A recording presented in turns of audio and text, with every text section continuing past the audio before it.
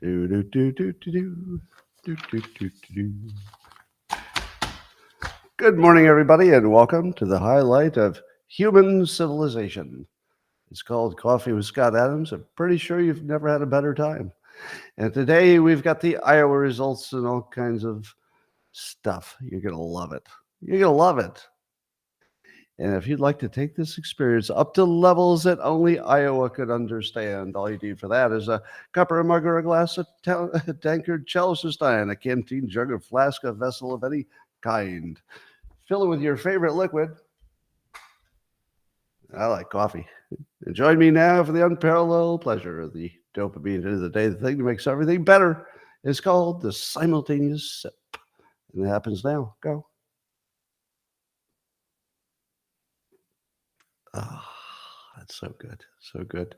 While you still have your beverage, would you join me in a toast to Vivek Ramaswamy for, in my opinion, the best campaign anybody ever ran? Honestly, the best campaign I've ever seen. He was flawless. He was flawless in battle, and he was flawless in defeat. And he appears to be, so far, flawless in his after defeat. Although, is it a defeat? Is it a defeat? Or is it a step up to 2028? Anyway, thanks for the great work, the contribution to the thought, the just showing us how it can be done, just showing the right way to do everything, really. So to you, Vivek, sincerely appreciate it.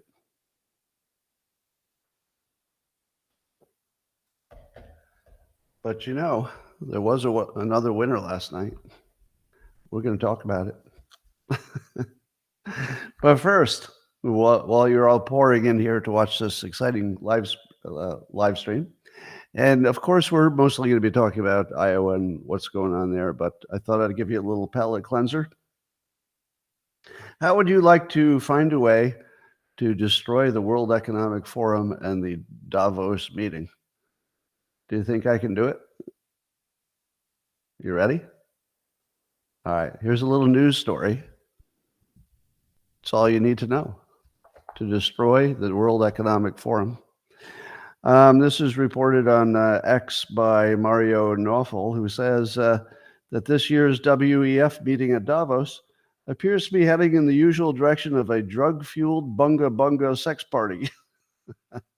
Local escort service website officially announced all local service providers are completely booked during the WEF week, and sometimes in both holes. They didn't say that, but it feels like they should have. The WEF's 2024 theme is, quote, rebuilding trust. All right. How would you like to end the WEF? Here's how you do it. So, a lot of you guys have spouses? Have your spouses ever heard a description of your business meeting? If your spouse is going to an international business meeting, which can be accurately described as a, quote, drug-fueled bunga bunga sex party, maybe you're not going next year, Jamie Dimon. Maybe you're not going next year. I'm not wrong. That's all it would take to end the WEF. All you'd have to do is tell their spouses what's going on. Because even if their particular spouse, they're pretty sure they're not involved, do you still want to have to explain why your husband's over there? So where's your husband? He's on a trip. Really, a trip? That sounds interesting. Where's he going? He's just overseas a little bit. No, what'd you say? Overseas place. What's the name of the place he's going to? What? I can't hear you. Davos? Davos. Huh. Where have I heard that before? Oh, isn't that where the World Economic Forum goes to have their drug-fueled bonga bonga parties? Yes. But your husband's not involved in any of that, right? I don't think so.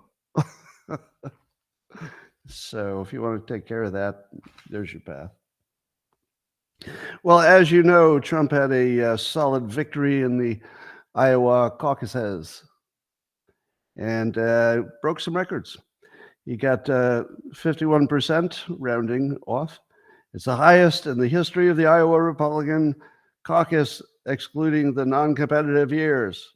The non-competitive years when he's not running against anybody in his own party. Trump got 51%. He won every county in Iowa. So that's not bad. How'd you do? It was all right. I won every county in Iowa. Every county. Now, do you think this scared the people on MSNBC and CNN? A little bit. We'll talk about that. Yeah. So let's see what else happened. So DeSantis got 21. I'm rounding off everything here. DeSantis 21%, Haley 19, and Vivek 8. So Vivek has conceded, and he says he did not achieve his stated goal of surprising on the upside. In fact, it was as if he had not even campaigned, honestly. So the bad news is that doing an amazing campaign doesn't make any difference in Iowa. I mean, no difference at all. Apparently, they'd made up their minds. So yeah, it doesn't matter the quality of your campaign. As MSNBC has pointed out, and I will point out as well, it's kind of interesting that the Iowa results were in the exact order of whiteness. Now, I'm not going to say that's why the Iowans picked who they did, because there are lots of variables here, but it did come out in the exact order of how white they are, if you know what I mean. So I'm not sure that race isn't any part of this. If we're going to be honest, there was probably a racial dimension. And I think a lot of people believed, this is what I heard, a lot of people believed that Vivek was Muslim. Now, I've never even heard that. But, the people get confused with Hindu and Muslim. And, not everybody's fully versed in world religions. So I think that worried them. I think they were worried that, maybe he wasn't as Christian as they are. And I think that might have been a small part of the equation, unfortunately. But I think even more, a bigger part of the equation is they just love Trump. Can we agree on that?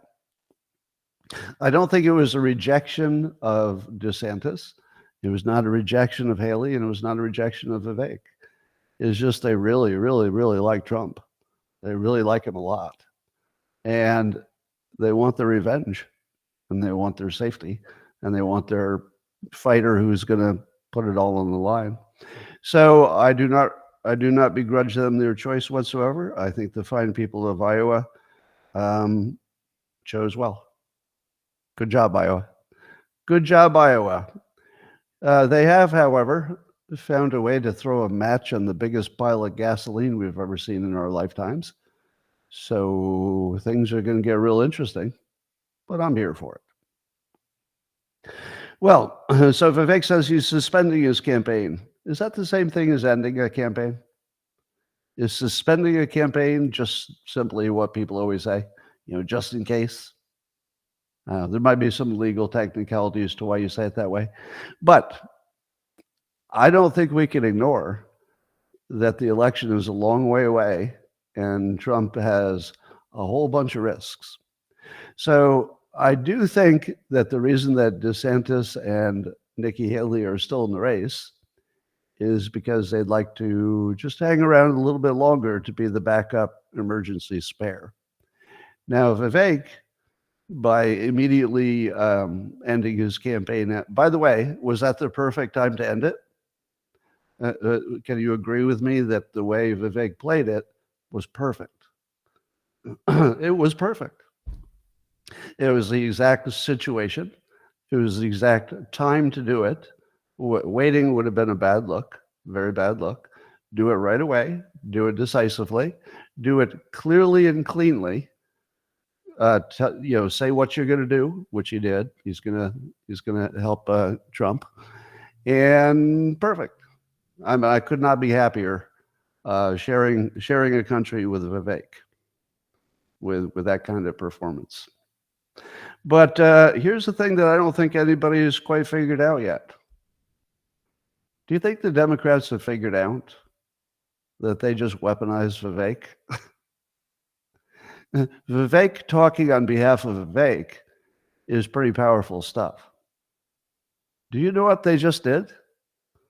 They just combined the two strongest forces possibly in the history of the Republican Party. The strongest force of nature with the smartest politician we've ever seen.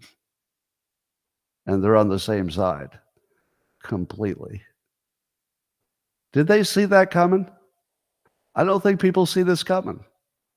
I think the thing that Vivek can add is he'll go on the show that won't invite Trump. You see the danger here? Because the CNNs and the MSNBCs are going to be hungry for content, but they can't really invite Trump.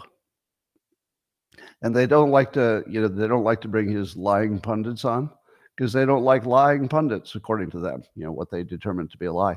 But you know what Vivek doesn't do? He doesn't lie. Vivek has found a way to tell the Republican narrative without the need for any lies, because there was never a need for any lies. It was never necessary. He was just the one smart enough to figure out it wasn't necessary to lie. You could do the whole story without any lies. Right. The hyperbole, certainly helps when you're persuading, but you don't need it. It wasn't essential. He showed you that. So this allows a way for the Trump type message, which I would argue, I'm going to agree with Trump. It's not his message. He's basically trying to capture, the American core feeling and, and try to expand it, I guess. But you put Vivek on MSNBC, that's going to be fun stuff. And I don't think they can not invite him because they can't say he's lying. Am I right? Have you ever heard them say that? Has MSNBC or CNN ever accused him of lying? They have not. And now they've established that the reason for not letting Trump on, we'll talk about that in a minute, is that they don't want to show his lies. What are you going to say about Vivek? Yeah, they got a lot of airtime to fill. I think Vivek's going to be busy. In my view, the only cure for Trump is Vivek. He's the only cure for TDS because he can give it to you the way that won't make you flip out when you hear it. This really changes everything. This changes everything. And I don't know that the Democrats see what's coming yet, because I don't think anybody in the Democrat Party has really followed Vivek. I mean, a lot of Republicans didn't, which is part of the problem. They have no idea what's coming, and this is going to be fun. All right, and how did Trump take it when Vivek gracefully conceded? He immediately truthed back, "Thank you, Vivek. A great honor." Did anybody have any concern that they wouldn't be good friends when this was over? I mean, at least in terms of being on the same side. No. Do you know why? Because that's who they are. Trump is a fighter, and then when you join his side, you're done fighting. That's it. There's no grudge. Now you're done fighting. Now we move on. And they're both that person. Now they're done fighting. So good for them. That's how to show it. Adam Townsend, who was backing Vivek, had this comment today. He said, if you didn't learn something about yourself from watching Vivek these past few weeks, I don't know what to tell you. Yeah. And then he says, something I learned, that there's a whole new level to engaging people with strongly differing viewpoints. Vivek showed you that it is actually possible to talk to people with wildly different viewpoints. And as small as that sounds, it's everything. It's everything. It's the part that was missing. And it's because the news has made it almost impossible to just tell the truth and get away with it. But he showed you how to do it. It's just this is just really Vivek even losing is one of the best things that's happened to America. It's kind of a weird irony. All right, let's talk about Nikki Haley. So she came in third place, and a little bit after DeSantis, and then so her summary is tonight Iowa made the Republican primary a two-person race. All right, hold on. So this is Trump, DeSantis. There's got the Nikki Haley. So I don't know. You know who could help her with the math? Vivek. Yeah, Vivek. He's pretty good at math. He could help her with that. Yeah, no. You came in third. You came in third. All right, but kidding aside, joking aside, her point, if I understand it correctly, let's see if I understand. Her point would be that DeSantis is too much of a Trump light. So DeSantis and Trump, you could almost think of as like one person. So she's the alternative, and now she's strong second, which is not a bad point. I mean, maybe she can set it better. But I see Mike Cernovich, who had been backing DeSantis early, but then switched to Vivek, who's wondering why DeSantis has not announced. But in DeSantis's favor, I don't know that you could finish second and drop out, can you? In a four-person race? Because, where do Vivek's votes go? I guess you wait till you find out, right? I mean, if you picked up something from Vivek, maybe it gets a little closer in New Hampshire. Maybe Nikki Haley is going to take New Hampshire, and then that makes DeSantis seem a little less relevant. But I agree with Mike Cernovich that why DeSantis hangs on needs to be explained because it looks suspicious, right? Now, there could be a legitimate reason that he's just staying around to make sure that there's a backup plan. He thinks he's the backup plan. America would be better off if there is a backup plan, because I think we could all just say it directly. There has to be a backup plan, right? We could just say that out loud now, right? There has to be a backup plan. Because the Democrats have made it very clear that the level of threat they're putting on candidate Trump is something we've never seen before. This won't be like other things. So, yeah. And having Vivek inside the Trump tent, who I call the sword of truth, I'm hoping that catches on. Vivek Ramaswamy, the sword of truth. I don't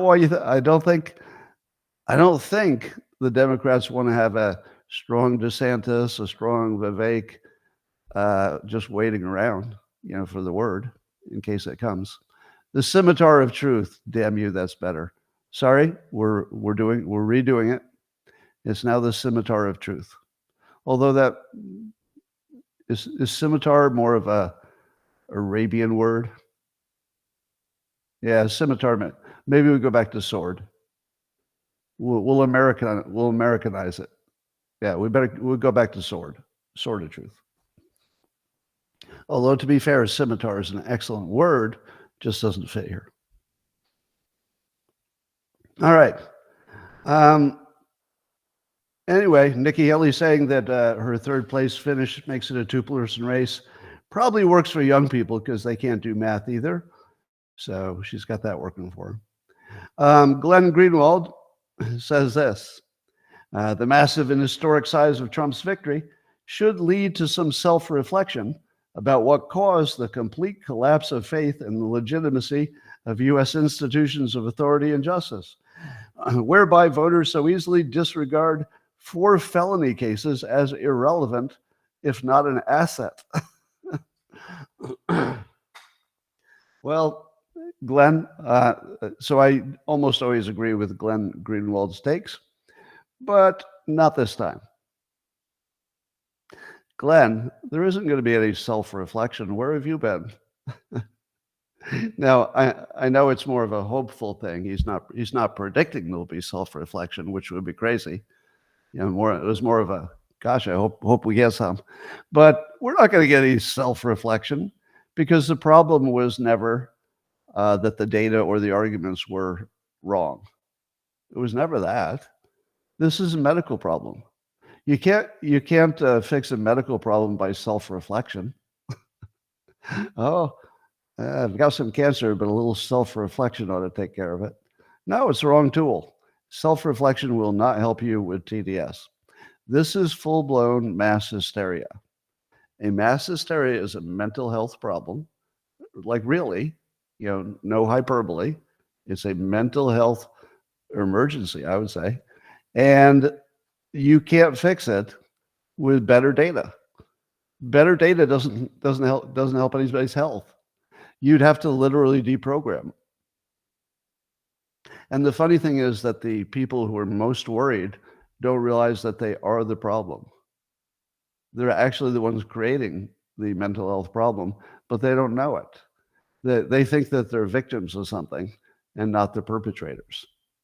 So if you can't tell the difference between the victim and the perpetrator, it's very unlikely that you're going to be working on some kind of a solution.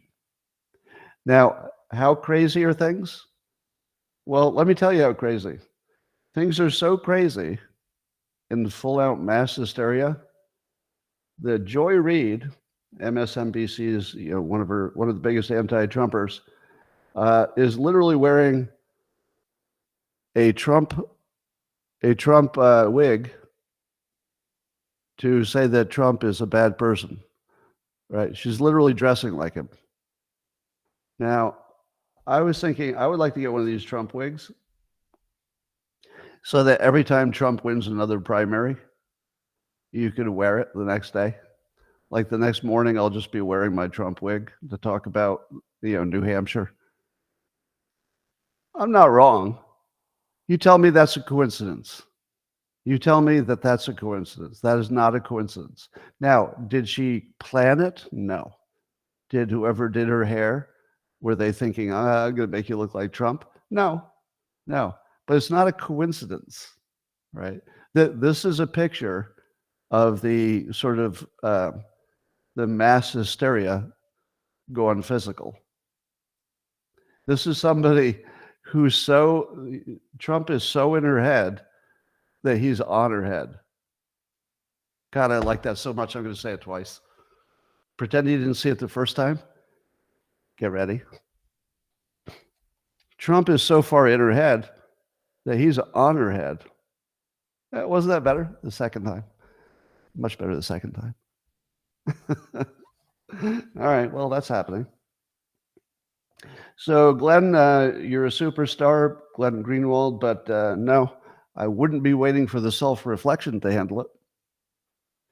All right, well, CNN and MSNBC, if you didn't watch the coverage from either of those networks, you missed the best show. You missed the best show. Because watching the TDS coverage of Trump destroying the field in Iowa, it was really fun. Because I do watch it like it's a mental health show. Like it's just people just acting out and suffering. I don't really see it as news or anything, even in that sort of general category. It's pure entertainment, watching people suffering who kind of deserve it. Because God, do they deserve it. All right. So what happened was MSNBC last night, when Trump got on to do his victory speech, they decided to not show it. And Rachel Maddow said that she explained why NBC and other mainstream networks are not going to show it because they said the caucus goers believe the lies, but they don't want to be basically playing his lies. That's right. The news is going to decide that there was this one candidate who lies. Let me check the record. Let's see the political record of every candidate in the history of the United States. Let's see. Hey, AI, what can you tell me? I'm doing my research. Doing my research. Well, there's an awkward problem here. It turns out that 100% of all candidates lied except for Vivek, who's out of the race. So how do we handle that? So I guess MSNBC has gone to the ultimate level of censoring. They're going to tell you who's lying and then not let you see them. And they call that the news.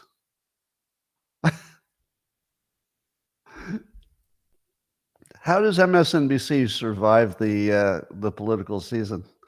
Because they've gone so far into the ridiculous. I mean, they're just a farce at this point. It's just ridiculous. I feel like in the past they did a good job of pretending they were like news when they clearly weren't. But now they stopped pretending. They're just going to give up on all the pretending. And they're just going to say, we can't talk to you about the other side because we don't want you to know what they're thinking. But and again, this is the problem that Vivek might slice through because he can break through that. All right, Jake Tapper said that they would talk over Trump because, as he said, you could hear him repeating his anti-immigrant rhetoric. His anti-immigrant rhetoric. Anti-immigrant. I wonder where else we say things are, like anti. When do you say you're pro something and when do you say you're anti something?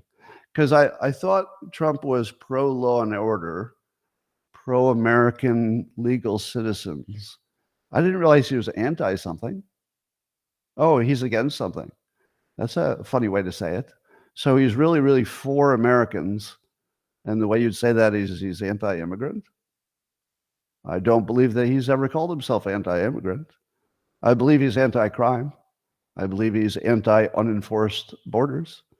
I believe he's anti-chaos at the border with enormous terrorism risks. And Jake Tapper, who is anything but a real news person, says that's anti-immigrant. Well, I also don't like the way he talks about immigrants. So I would agree with him that his choice of words, not optimal. And that's something Vivek can get right. But no, he's not anti-immigrant. To say he's anti-immigrant is just crazy shit. All right. Of course, there'll be lots of discussions about whether 2020 was a stolen election. That will never go away. But Laura Loomer is reporting that CNN said that ahead of the Iowa caucus, there was a poll. Do you think Biden legitimately won in 2020?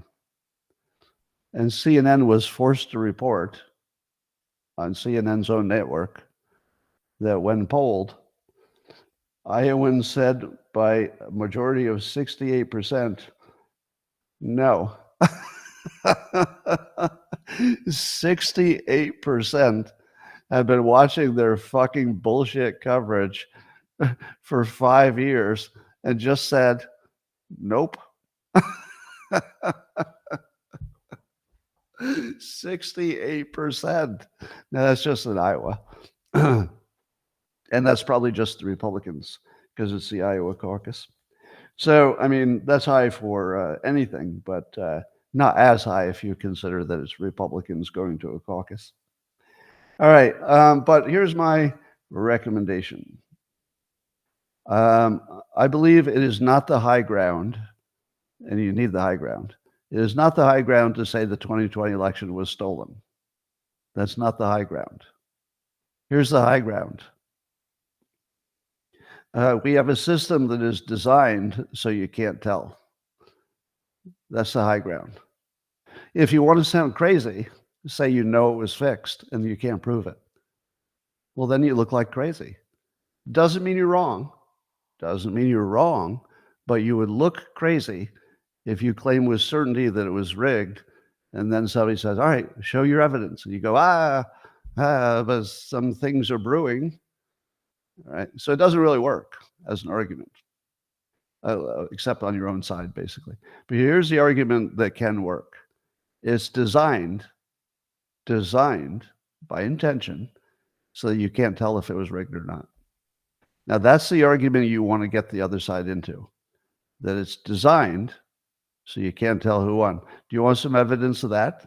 Now, you're saying to me, but Scott, you're getting yourself right back into another situation where you don't have any evidence for your claim. Don't I? Don't I? Well, let's see if there's any recent news. Yes, was it Virginia just found that there were thousands and thousands of votes that were not counted? Now, it turns out that if they had been counted, it would have been good for Trump. No, it would have been good for Biden.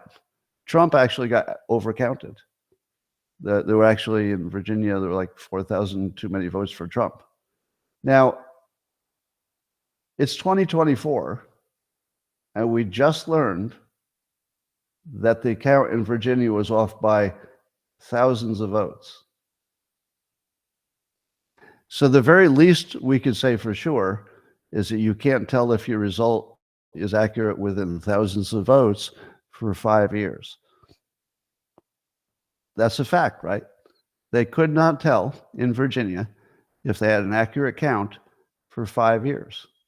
And then when they found out they didn't. Now, 8,000 votes wasn't much. You know, the margin was like 450,000 votes. But the point is about the system. The point is not any specific outcome. The point is, if you believe that anybody could look at our election and know it was safe, that's not a thing. There's nothing built into the system that is a safeguard to tell you that you'd even counted all the votes. Just think about this. There's nothing about the system that tells you when you're done counting that you have counted all the votes. Just think about that problem. The most basic thing. Did you count all the votes? We don't have a mechanism to know that. Yeah. Or did you undercount the votes, or did you count them wrong? We have no mechanism to know any of that. So to imagine that the real question is that a certain election was rigged, you're in the weeds. You're in the weeds, and there's no place to go except talking to your own side, which is good, but it's not going to convince the others. If you want to convince the other team, you say, you realize that we're still finding votes 5 years later, which proves they didn't know that they were lost when the election was certified, which proves we don't have a system that can even tell you if we got all the votes and counted them. That's pretty basic, pretty basic. Do you think that the people who do all paper ballots don't have a way to know that all the pieces of paper that were put in the box were counted? Yeah, they do. There's somebody who watches it, you put it in the box, and then there's a bunch of people who watch you count it more than once. Yes, in other places, they absolutely know that every person who came in with a piece of paper that was a vote was actually counted. But we can't. We don't have that system. All right. And of course, Joe Biden came out with his divisive MAGA extremist statement. So Biden said, looks like Donald Trump just won Iowa. He's a clear front runner, blah, blah. But here's the thing. This election was always going to be you and me versus the extreme MAGA Republicans. Can you tell us who the extreme MAGA Republicans are? Joe Biden? I think the news needs to ask him for names. Because if you can't name them, you're talking about the voters. Are you not? If he's talking about Stephen Miller being too close to Trump, say it. Say his name. And then we will decide if that's a reasonable statement. You know, do we think, this person or that person is too extreme? Well, honestly, I thought Stephen Miller was a little bit extreme in 2016. He's not extreme now.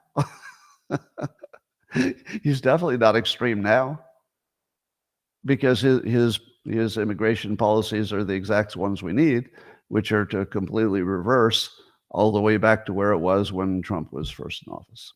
So Can you name the extremists? And then if you can name the extremists, can you name the extreme policy? Was the extreme policy the one that treated our borders like every other country that is our ally? Well, I guess they're not doing so well in Europe, but you know the point. It is the extremist just securing your border? Is that it? Is it moving? Is it that the Supreme Court moved the abortion question closer to the people, into the states? Is that the extremism? Letting the people have more say locally? What exactly was the extremism? Is it they don't like his tax policies? Is that extreme?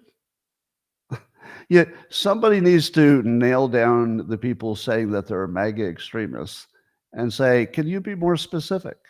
Either give us their names, or if what you're saying is it's like all the people in the movement, just say it. Say what you mean. Tell us the truth for once. All right. In my view, that might be one of the worst messages I've ever heard in the history of the Republic, because there are not many examples where the leader of your country stands in front of you and says, the problem with our country is this group of you. Do you know who does that? China and the Uyghurs, right? So basically, Joe Biden is trying to treat the MAGA people like the Uyghurs. And that's okay? Yeah. Yeah, I don't want to use the H word because it's too overused. So I'll go with China and the Uyghurs just for now. Yeah, basically wants to treat them like some kind of despicable minority. Well, one thing that is clear, let me give you the theme for the coming months. Democrats will continue to look at people, and Republicans will continue to look at policy. And every time you see it, remind yourself that it's happening, because only one of them is legitimate. If you're talking about policy, you're in the right conversation, even if your policy is wrong. But if you're saying the real problem is extreme MAGA Republicans, what did you say about the policy? It's about the people. You're basically saying hate these people. I've never seen anybody promote hate of the population when you're trying to be the leader of it, except Hitler, of course. And of course, China with the Uyghurs. So I think we should just call Joe Biden a racist every time he says something about MAGA extremists and anything about DEI and anything about ESG and CRT and all those other racist type things. I think Biden just has to be called a racist, because to imagine it's anything else is just crazy. I mean, he might be a brainwashed, blackmailed racist, but it's still the same effect. All right. Here's a little Hunter Biden update just for fun. Remember where Hunter was going to have an art gallery? But don't worry that he's laundering any money or selling favors, because he won't even know who bought the art. And there'll be like a wall between the art gallery and any politics. Well, none of that was true. The art gallery guy says that Hunter would routinely ask him the names of the buyers, and he'd tell him, and that Hunter is the only person who made art who asked for the names of the buyers. The regular artists that this gallery handles sell the artist's work, but they don't tell them the name of the buyer, because that would be sort of a privacy issue. Now, is there anything to worry about the buyers? Oh, yeah. The buyers are exactly who you thought they would be. They are, in fact, big Democrat donors and people who want Democrat favors and got them. It's exactly what it looked like. And it gets better. The art gallery guy has talked to President Biden, not Hunter, President Biden, twice. Once in the White House at some event, he chatted with the president. And once President Biden called the art gallery guy personally to say some congratulations or something that his daughter did.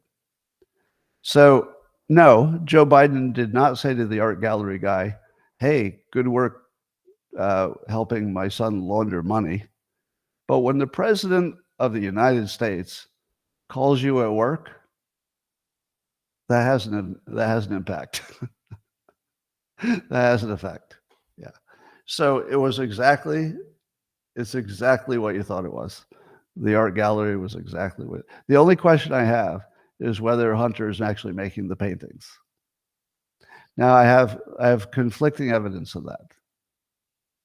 One is I've never seen him paint except the one where he was like blowing something through a straw, where normally he's snorting it through a straw, and so anybody could blow through a straw. So that wasn't really an example of art. I want to see him actually make one of those paintings that are impressive, because the artwork is actually very good.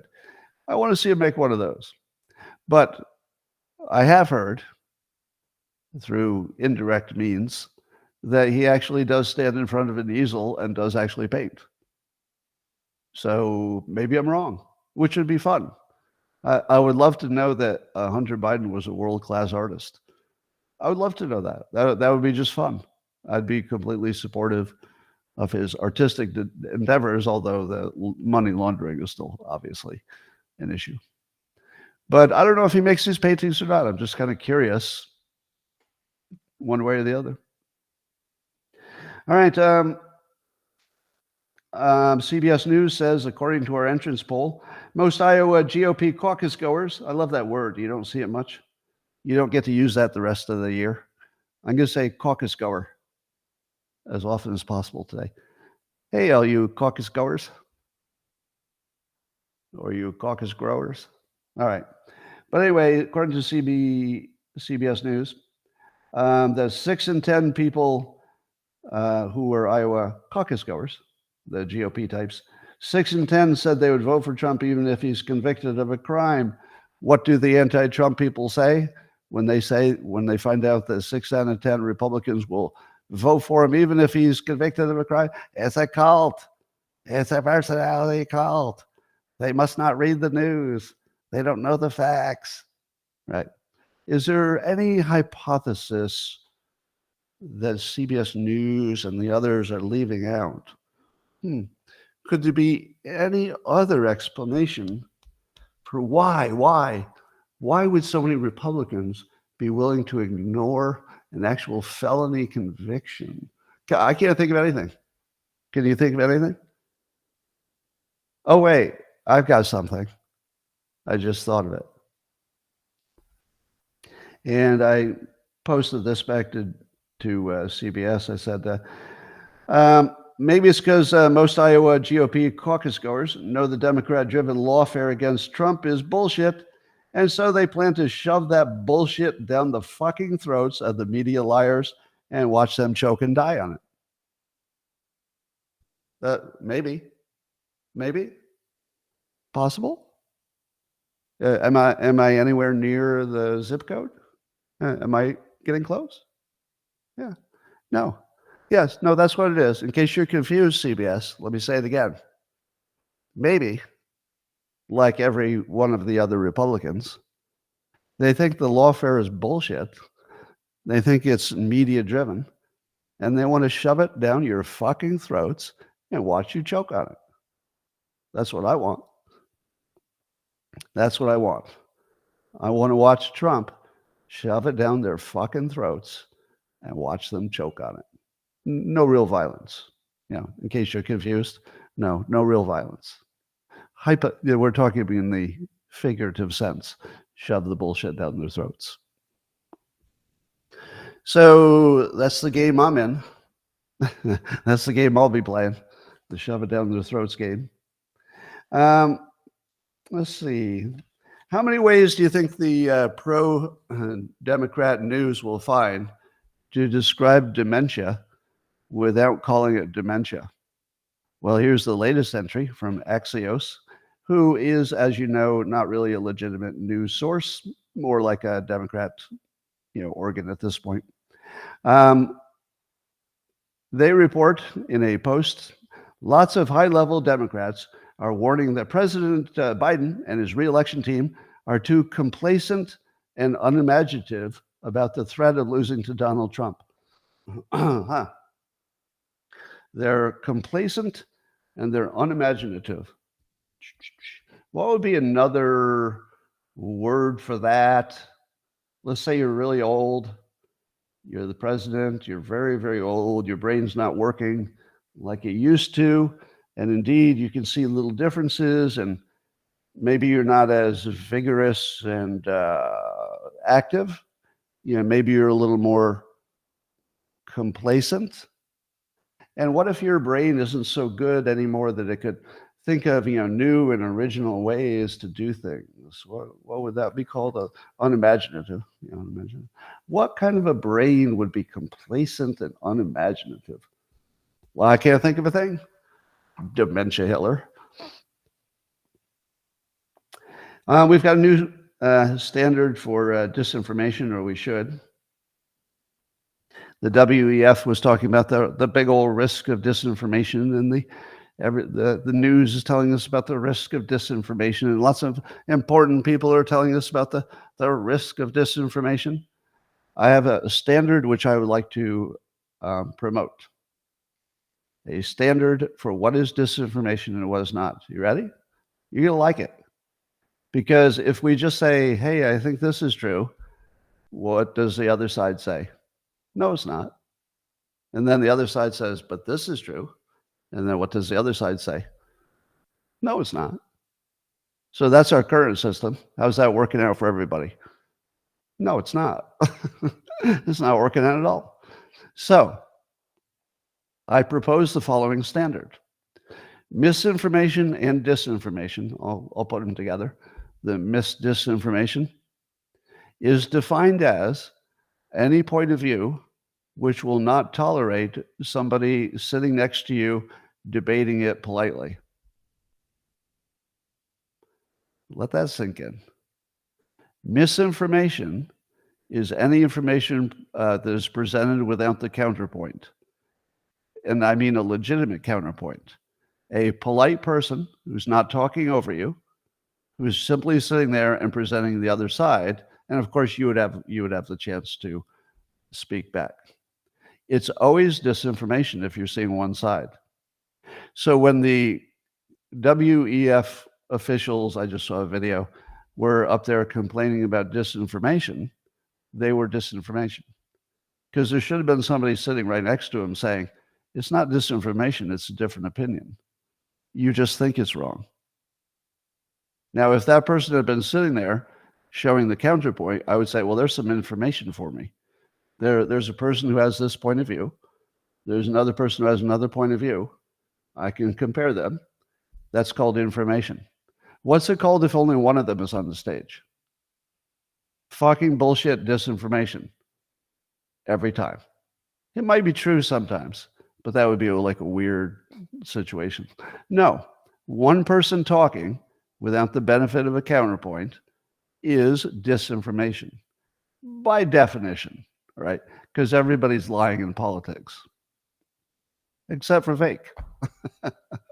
Right? If it's not Vivek or Thomas Massey, maybe you can add Rand Paul and a few others, but basically, if it's somebody in the news or a pundit or somebody running for office, usually it's not true in some way.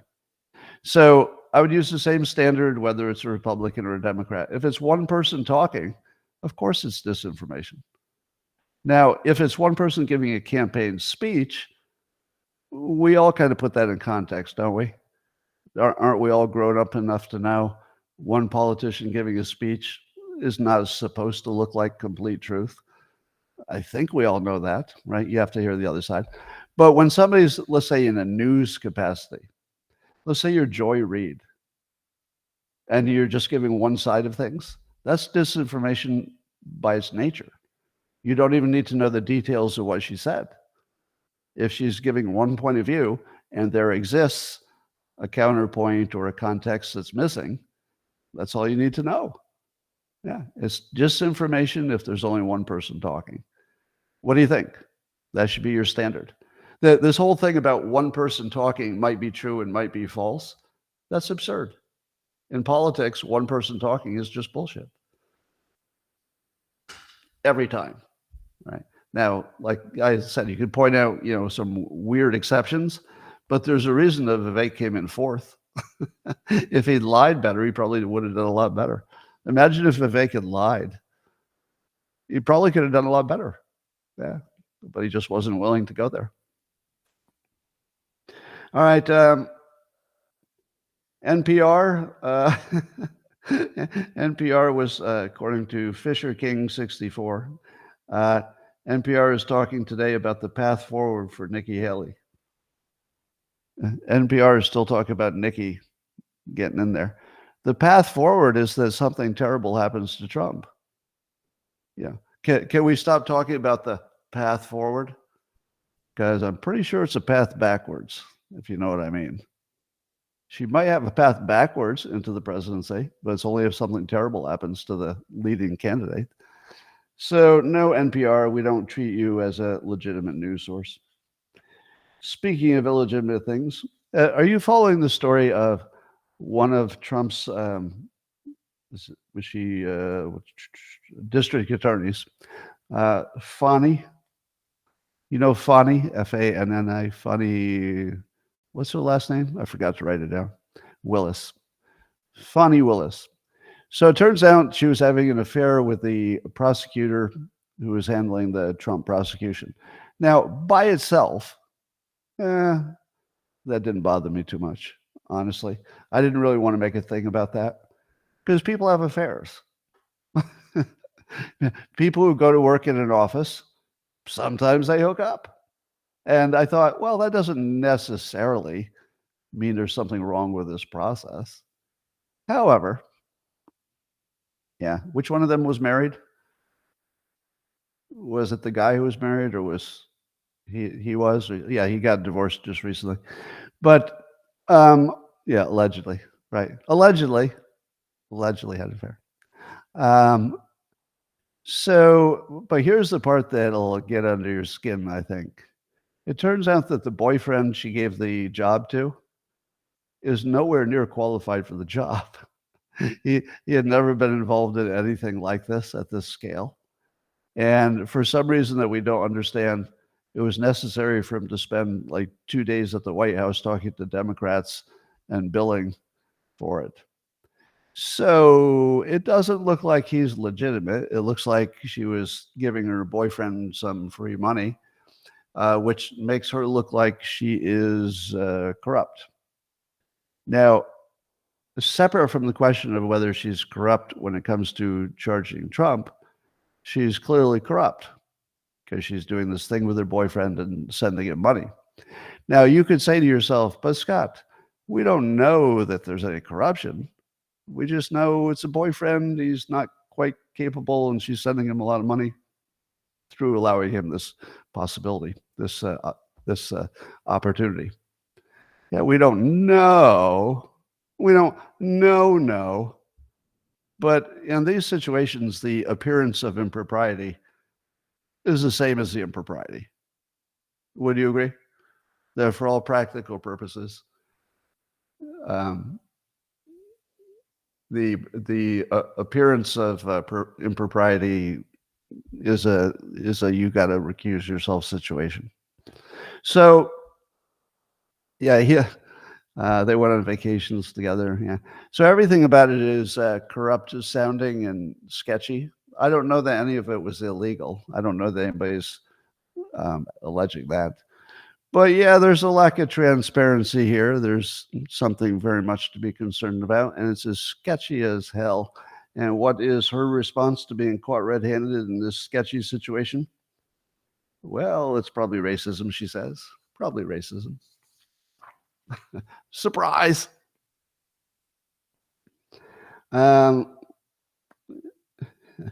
according to Rasmussen, 50% of those they polled believe the allegations against Fani, the district attorney, they believe the allegations, basically. And they think that she had an improper relationship. Again, that's not illegal, but ethically, it's bottom of the barrel. So the most unethical DA got busted for that anyway. All right, let's talk about Bill Ackman. As you know, Bill Ackman was successful in getting the president of Harvard to step down, and he's anti-DEI now. So he's always voted Democrat, but he was very anti-DEI when he found out what that was all about in Harvard. So now he's educated about that, and he says that if you haven't figured it out already, it is now abundantly clear that Trump is going to crush Biden in the election. Now, that does seem abundantly clear if Trump makes it all the way to Election Day. I don't think it's abundantly clear that he's going to make it to Election Day. We could just say that out loud now, because I do think the bad guys are that bad. I don't know that it'll happen. I'm not predicting it'll happen, but they are that bad. We do live in that world, and we need to grow up a little bit. But Bill Ackman decides he's going to back the challenger, or I guess the main challenger, you could say, to Biden, which is Dean Phillips. However, it is an awkward discovery that Dean Phillips has on his website a pro-DEI statement. So the anti-DEI guy is decided to back the pro-DEI guy for president. Now, people, of course, pointed that out. Hey, Bill Ackman, we like what you did there in Harvard, but do you know you're backing a pro-DEI candidate? What does Bill Ackman say, who is no quitter, by the way? He's not a quitter. He says that Phillips didn't understand DEI, and that he expects that statement will be changed soon because they're educating him about what DEI really is. So no problem. Once he corrects that little imperfection, then he'll have a good package to take forward, right? Because that's kind of a small thing, isn't it? A little small thing. No, Bill Ackman, it's not a small fucking thing that he was a racist this week. He's a racist this week. I'm not going to vote for him next fucking week because he edited his webpage. No, Bill, you got to give up on this one. And by the way, I love Bill Ackman, like huge fan. I'm sure it's not reciprocal, so I'm not depending on him liking me for me to like what he's done. I like what he's done. Period. He's a patriot. He's a plus. In terms of the stuff he's done here. I don't know what else he's done in his life, but everything I saw him do, I liked a lot. But this is my friendly advice. You can't back a guy who had a DEI statement on his. He's just a racist, or he's a racist enabler, or worse, he didn't understand the biggest issue in the country, and he's running for president. This is the biggest issue. This is the biggest issue. Yeah. If you think, and because this issue permeates all the other issues, it's why you're afraid to fly. It's why the cities are full of immigrants. It's why property crime is high. It's why our budget is breaking. It's DEI. And Dean Phillips didn't know that the core problem in the United States was a problem. No, that's not a small problem to correct. That is game over. You're fucking done. If you ever had that on your website, you're done. So, I do love that Bill Ackman's a fighter, so he'll probably stay with it. But my advice is to just cut your losses. I don't know what he needs to do instead, because, he's not going to back a Republican, it looks like. But you just can't back the guy who had a DEI statement. You just can't do that. There's no place to work with that. So that was a hell of a bad start. And now if Bill Ackman would like to, stick with Dean Phillips, I have some further questions for him to ask. Hey, Dean Phillips, tell us your view on climate change. Right? What do you think Bill Ackman's going to say when he hears this guy's view on climate change? I don't know what it is, but he's a Democrat, so you assume. Do you think Bill Ackman believes the climate change alarmist and wants to get rid of fossil fuels as quickly as possible? There's no way that Ackman's going to hear the actual arguments pro and con and back the Democrat side, because we've seen him in action. He's too smart for that. Now, keep in mind that Ackman also didn't realize that DEI was a toxic time bomb. right? So as smart as he is, which is super smart, that was a little blind spot. Does he believe that was his one blind spot? Because I don't think so. I think he needs to know that climate change is another blind spot, even if it's a real problem, separate from the conversation of what's real and what's not. The way it's presented and the solutions that are presented, get rid of fossil fuel right away, these are not serious people. And I can't believe that a smart person, once hearing all arguments, would still back somebody who was on that side of it. It's hard to believe. All right. How about if he asked Dean Phillips what he thinks about all the problem with the white supremacists? Ask Dean Phillips if he thinks there's a MAGA extremist problem and give us their names, just like Biden. See, I think Bill Ackman needs to, if he's going to be this influential, and he seems to be very influential, I feel like he owes it to the rest of us to dig in a little bit deeper. Just dig in a little, like he did with DEI. So, I give Ackman a full pass for correction, right? So my standard for judging people, I say this all the time, is not that you got one wrong. That's not the problem. Getting one wrong is just normal. We all get stuff wrong. But how do you deal with it? How do you deal with being wrong? How did Vivek deal with not getting his prediction right in Iowa?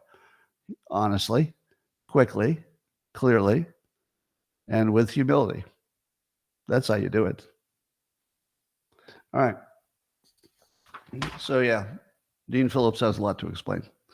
Vanguard, the company, the big company that has lots of index funds, just an enormous financial entity. We hear today from the End Wokeness account on X that, first of all, they control $7 trillion in assets. $7 trillion they control in assets. And their new class of interns has almost no white people in it. And the employees are given courses on white fragility and engaging white males to advance DEI. And they're also big backers of ESG. So for many decades, I have very full-throatedly endorsed Vanguard funds, because what the funds are is they're unmanaged funds. An index fund is just like a basket of stocks, and a basket of stocks is a real good way to invest, and they have reasonably low fees. So the things you want are an honest company that can tell you, don't invest in individual stocks, buy this basket of stocks, because diversification is good. That's very good. That's why I like Vanguard. The people who had invested in Vanguard funds from the beginning of the fund would be really happy, because their index funds did great. That's the whole point. So Vanguard is a very credible, successful financial institution, which I have very happily recommended to lots of people for, 30 years. I've probably been recommending them at the top of my list for 30 years. Today, I disrecommend them as a racist organization. And I don't believe that they should get any of your money. And if you have any money in there and it doesn't cost you too much, I would yank it down immediately, because I don't think you can support this, or you should. It leads to a bad place. You don't want to be supportive of racist companies, no matter which direction the racism goes. So this is just pure racism. And I get that they're trying to correct years of years of having too many white people and white men in positions. I get that. I know what they're trying to fix, but don't do it this way. This is we can't do business with you if this is who you are. So I absolutely disrecommend Vanguard funds for anybody who cares about racism. Well, it turns out that Claudine Gay, who was the president of Harvard that stepped down, there are many movie offers, multi-million-dollar movie offers made about the situation. Christopher Rufo, who was one of the primary people besides Bill Ackman trying to get her to step down, he asked who would play him in the movie. So Christopher Rufo is asking who would play him in the movie. and an account called John Stokes made a suggestion. It says, "My money's on Idris Elba."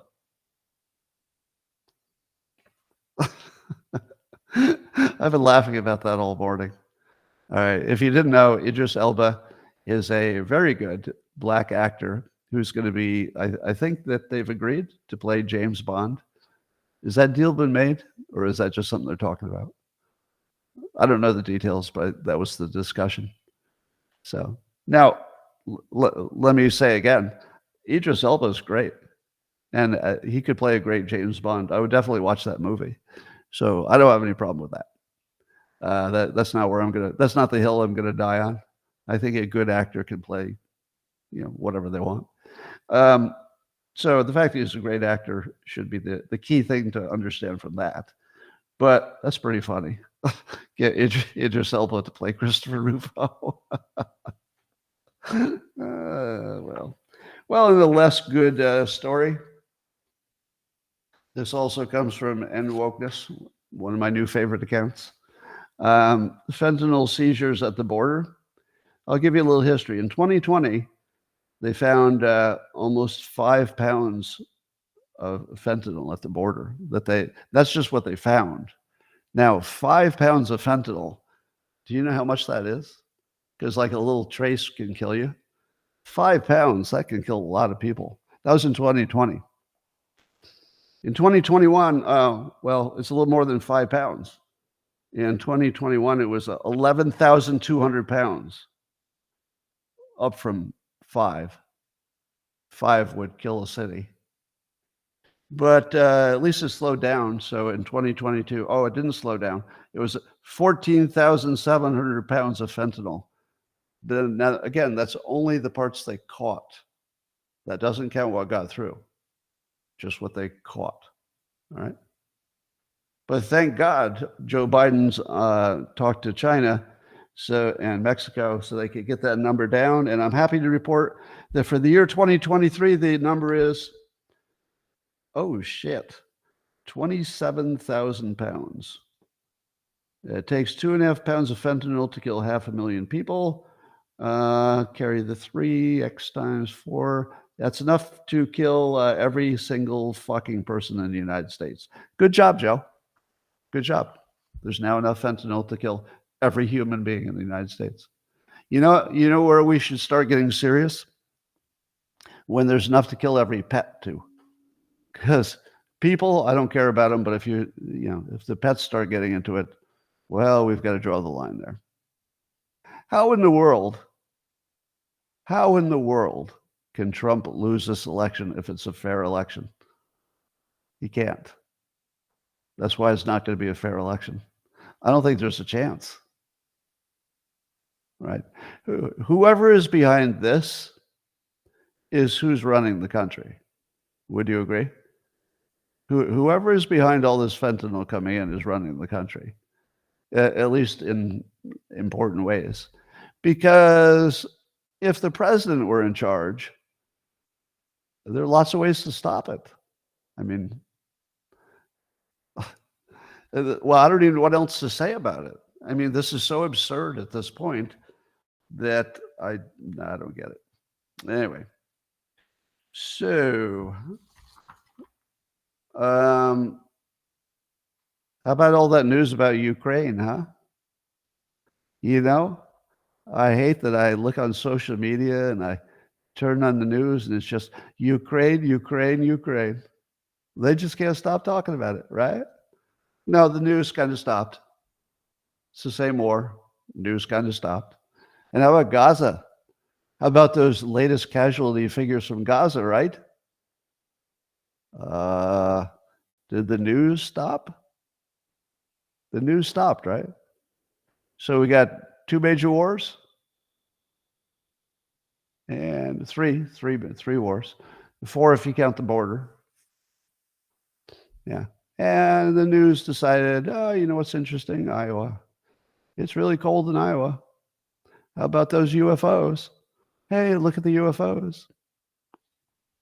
Well, there's now a story that there are leaked German plans for World War II. No, not causing World War II. I'm going to throw you a little surprise. The news is reporting that Germany is preparing to, wait for this, fight against World War II. Yeah, they'd actually be on our side this time. Apparently, they'd be on our side. So that's good news. The worry is that Russia, if they wrap things up in Ukraine and they feel emboldened by it because they got some property, that they would start going after the Baltics. Let's see, what's there? You got your Estonia, your Latvia, and your Lithuanias. Now, Joe Biden probably thinks Lithuania is where we get our lithium. So maybe we do, but that would be a weird coincidence. I don't think we get any lithium from Lithuania, but it would be funny if we did. Anyway, so it turns out there are a number of Russian nationals in Estonia, Latvia, and Lithuania. I don't know. I feel like we should just let Russia have all the Russian-speaking people, and just say, can you just take all the Russians? Will you leave us alone if you have all the Russians? Because that's making it a little too easy for him. Because I feel like he can win all the Russians. But if he tries to take over Poland, well, now I got a bigger problem. Because honestly, I'm not super concerned about the borders of Lithuania. I know I should be. I will say that if they fuck with Estonia, they're going to run into a problem. the Estonians, well, there's a friend of mine lives in Estonia, and they don't want to piss him off because if they do, they're going to piss me off, and then I'm all in on Estonia. So don't mess with Estonia. You should leave that one alone. If Putin, are you listening? Putin, I figure he probably watches my show, trying to learn English. Putin, I don't know about Lithuania and Latvia, but you better keep your hands off Estonia. You better keep your hands off of that one. That's going to be a different game. So that's just a warning for you. Anyway, as Germany said when these leaked plans came out, so the plans involve an assumption that Putin keeps going and keeps conquering stuff, and then what would they do about it? But as the German military quite reasonably and rationally says, we plan for everything. And that should have been the story. So they shouldn't have had to ask the German general, hey, is this what you plan to do? No, we plan for everything. That's what we do. We just make sure we've considered every possibility. This is one of the possibilities, so we plan for it. So I'm not sure that this means they think it's going to happen. It just means it would be very smart to have a contingency plan, so they're just being smart. Are you kidding me? There is a lithium battery energy storage park in Lithuania. Come on. Come on. Come on. That's actually true. a lithium battery storage facility in Lithuania. There had to be. All right, well, I think we should trick Putin into attacking Elbonia, because if we can get Putin to put all of his resources into Elbonia, well, then they wouldn't exist, because Elbonia doesn't exist. So that's my plan. All right, ladies and gentlemen, there was so much news today, I don't think I even saw it all. Was there any big story I forgot to mention? I feel like there's something big I'm forgetting to mention.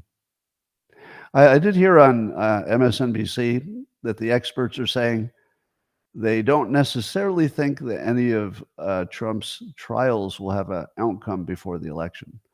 And they're real worried about that. Because if the outcome is after the election, then I don't know, suppose he pardons himself or the country ignores it or something. Buy a blonde wig. Everybody wants me to wear a Joy Reid wig. Oh, Sword of Truth. It sounds like sort of.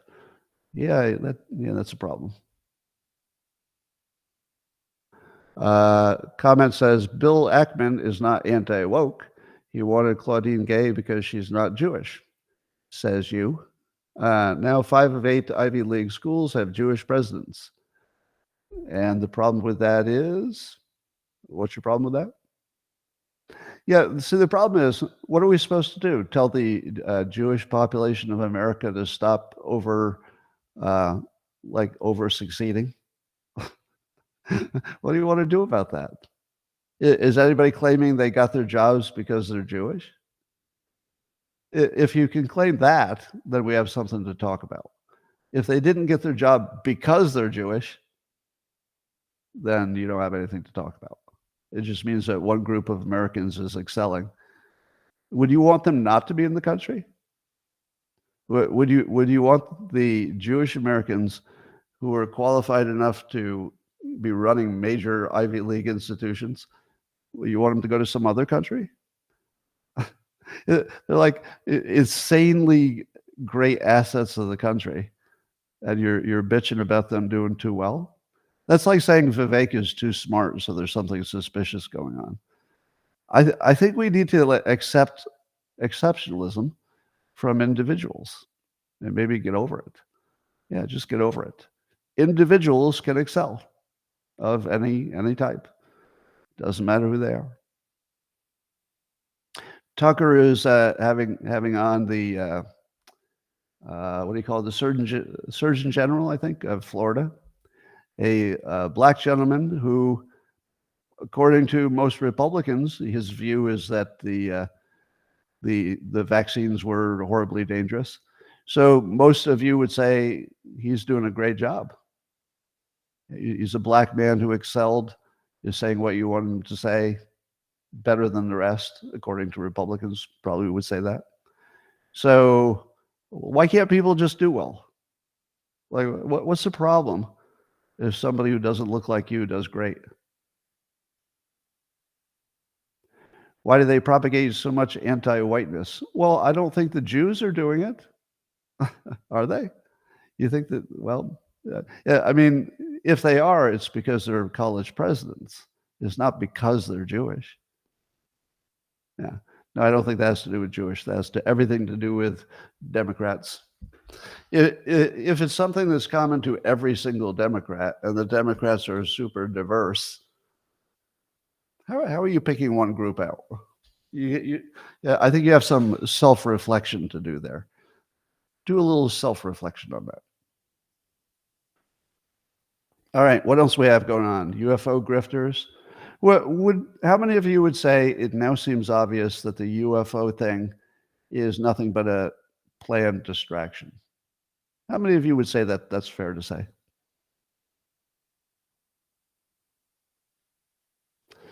So let me call out a comment that I see a lot. This comment says, Scott has a blind spot for the, quote, chosen people. Epstein shows you how success is achieved. Really? So Epstein is an example of all Jews. Fuck you. Just fuck you. Fuck you. That's the only thing I can say to that is just fuck you. Really. That doesn't work with anybody. There's nobody who's your example of all the people. Fuck you. Fuck you hard. All right. That's all I have to say about that. All right, ladies and gentlemen, that's enough for you on YouTube and Rumble and X. Thanks for joining, and we'll have more fun tomorrow. Make sure you come back.